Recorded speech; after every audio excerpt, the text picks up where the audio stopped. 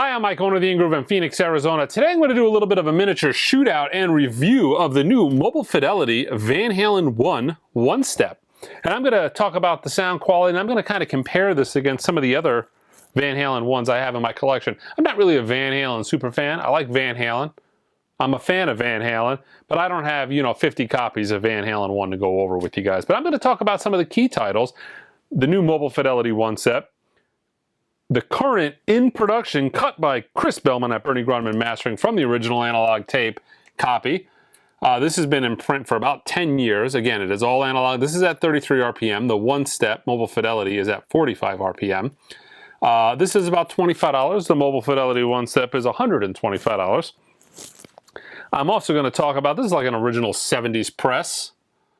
And I've got the cut from the original master tape by Kevin Gray and Steve Hoffman, the 1990s DCC.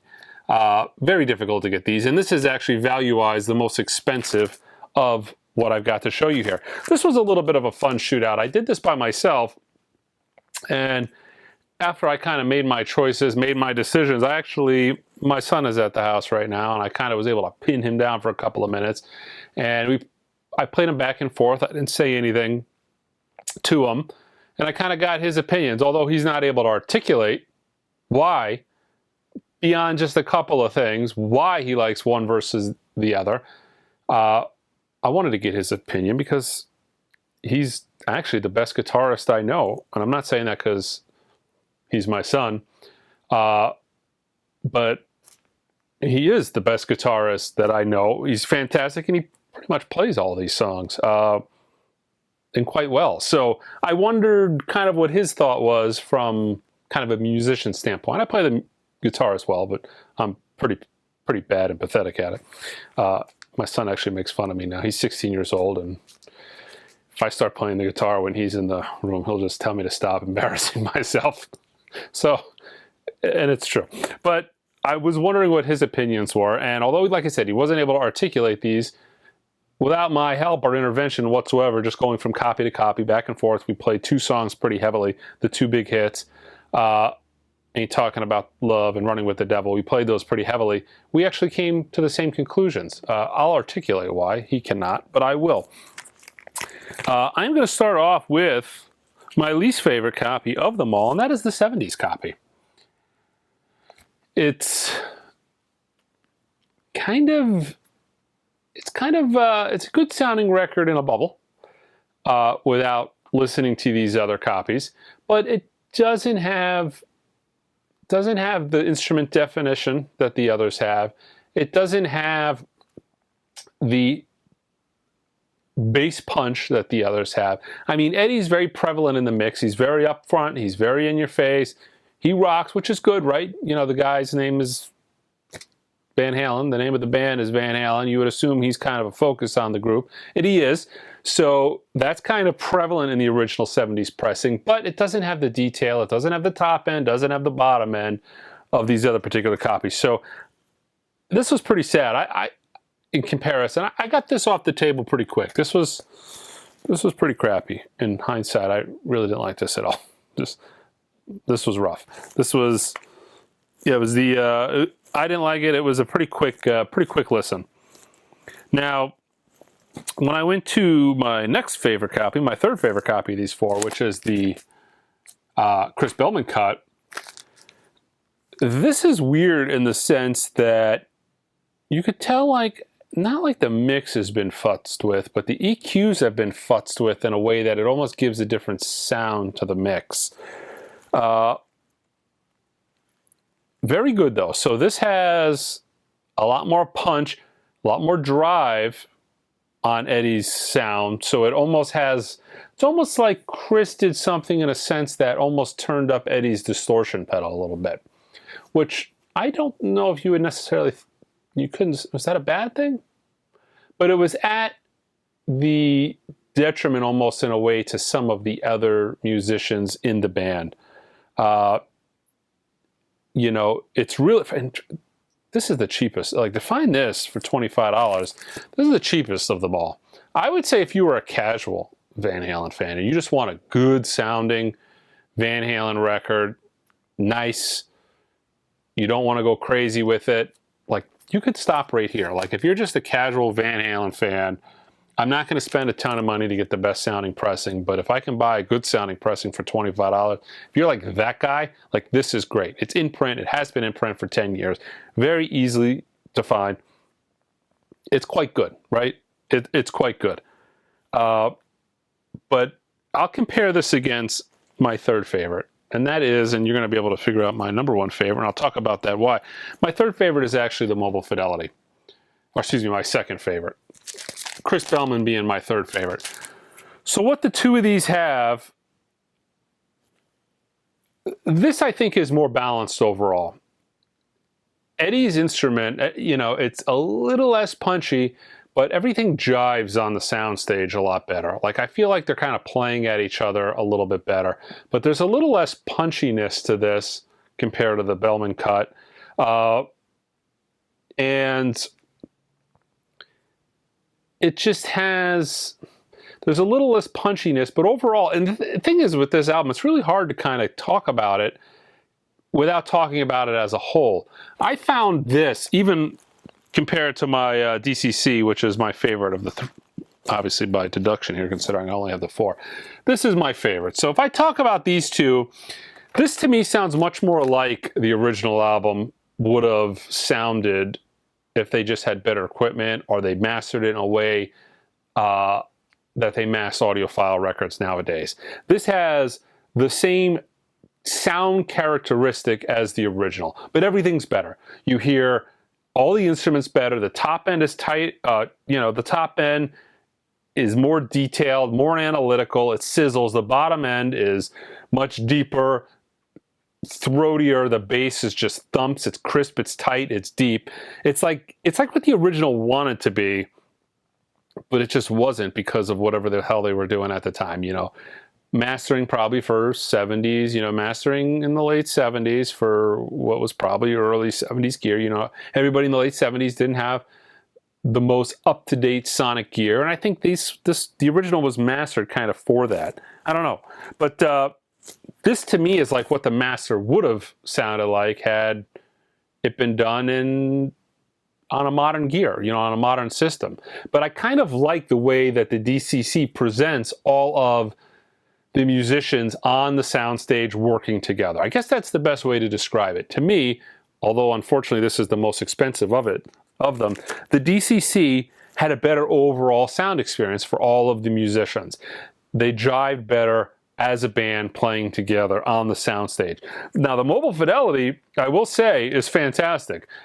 It's significantly more detailed than all the other ones. Like you can hear all of the musicians better. That makes sense. You can hear all of them playing together better.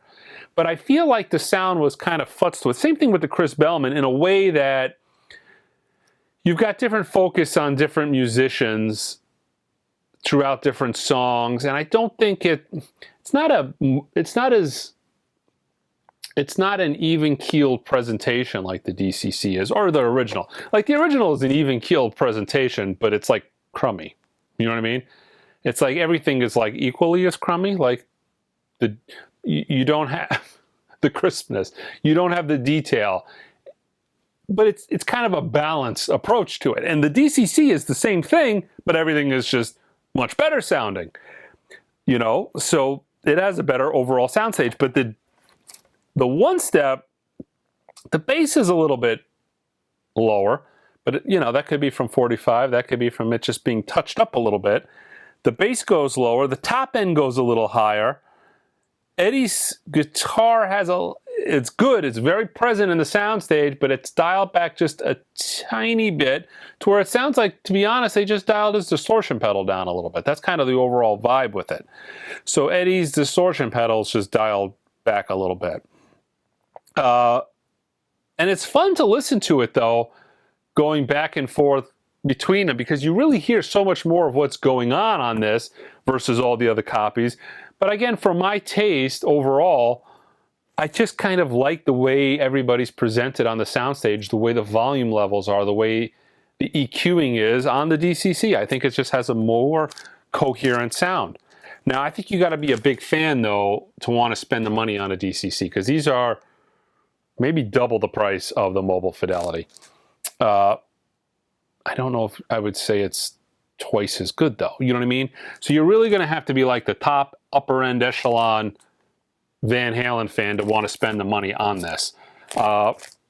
Especially when you got two solid choices in print right now. You've got the Mobile Fidelity and you got the Chris Bellman analog. This is from DSD 256, but I still prefer this better than the Chris Bellman cut. It's quite good. I enjoy it, but you know, if money's no object, I just can't see the DCC losing out in a heads-up shootout, you know, with these. Didn't on my system. Now, it's interesting. I'll talk a little bit more about my kid. My kid was essentially trying to describe the same thing, as how he just liked the way everybody else sounded on this. But he actually preferred Eddie's sound on this. So his gripe was the way the rest of the band sounded on this and the other cuts as opposed to this. He kind of liked the cohesiveness of it. And I mean, I agree with him 100% on it. I guess he agrees with me. But everybody just jived so much better. It was like a better concert here, where you had a better, kind of like a more detailed, more analytical, you could hear Eddie's finger picking better on the one step. You could, the picking. You can hear kind of the different texture to the up and the down stroke, the way he played on the one step. It's just the cohesiveness of the rest of the band playing in lockstep with Eddie was kind of lost a little bit on the one step. But it really was fantastic. And I think as a whole, comparing this with other stuff that I've listened to, this is one of the better one steps that actually have come out in quite a while. I really enjoyed listening to this. Now, this is also, I think, a lot more crankable, if that makes sense. Like, I feel like with the one step, I can get this a lot louder, more comfortably than I would probably be able to the DCC. I felt like this was a much more crankable album. The DCC, I can see myself, and I did it a little bit in the sound room, I can see myself kind of like wanting to back off the volume a little bit if I got the DCC too loud. And the one step, like, you could just keep kind of turning it up. But I think as a whole, the DCC is it for me. But this one step is quite good. I mean, they did a really killer job on this. And I think the overall response has been really good. It's actually one of the better selling one steps I've had in a long time. But ironically enough, it's actually sold significantly better upon release. I think that's kind of the way people are now with these big $125, $150 box sets.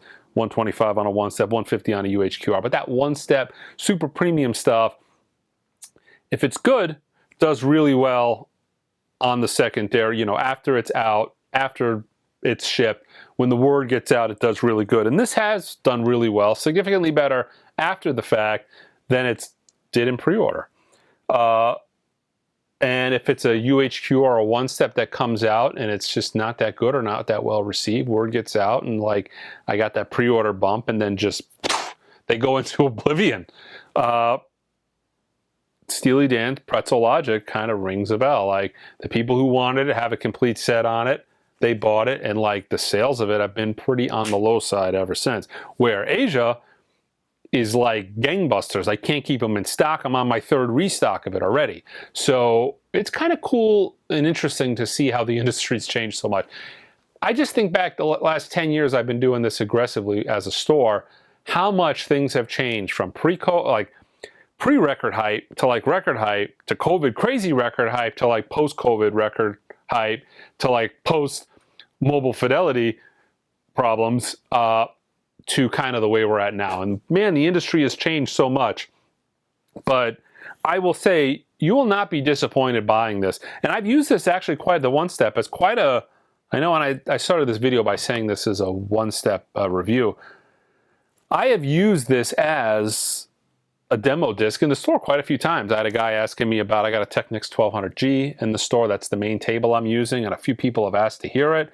And this has like been the go-to record that I put on to kind of demonstrate that table. And I'll say this, if something like doesn't pass muster and somebody asks to hear a piece of equipment, I will never put on something that's poor sounding on a turntable. Like, those records kind of like get hidden. Like, unless they want to listen to something specifically, then I will. But if it's my choice and they say I want to hear this table, I'm going to put something on that I think will do the table justice. And I've actually done this. Before I came home and even did this shootout, I put the one step on quite a few times and have been very happy with it. And the customers have been very happy with the results. It is quite good. Yeah, so I mean, out of what's in stock and in print now, I think the one step is significantly better than the Bellman cut, but the Bellman cut is so damn good too. It's a tough one. There's a lot of nuance when it comes to this, and it's just a lot of personal opinion because there's not a ton going on here. You know what I mean? It's a gritty rock and roll album. So it's like, how do you like your gritty rock and roll presentation wise?